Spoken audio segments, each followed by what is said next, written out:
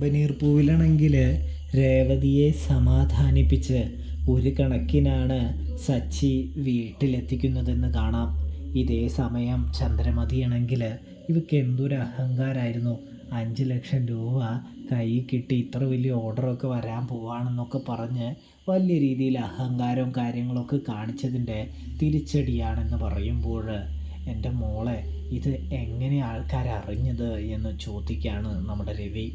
ഇതേ സമയം നമ്മൾ ഇത്രയും പേർക്കല്ലാതെ എൻ്റെ കയ്യിൽ ഇത്രയും കാശ് കിട്ടിയത് വേറെ ആർക്കും അറിയില്ല എന്ന് പറയുമ്പോൾ സംശയം ചന്ദ്രയിലേക്ക് മെല്ലെ നീങ്ങുന്നൊരു കാഴ്ച കാണാൻ കഴിയുന്നുണ്ട്.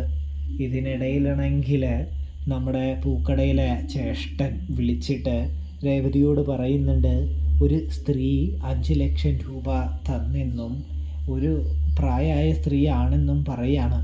അപ്പോഴേക്കും നമ്മുടെ സച്ചിയുടെ കൂട്ടുകാരൻ അവിടേക്ക് വരുന്നുണ്ട്. എനിക്കറിയാമെന്ന് പറയുന്നുണ്ട്.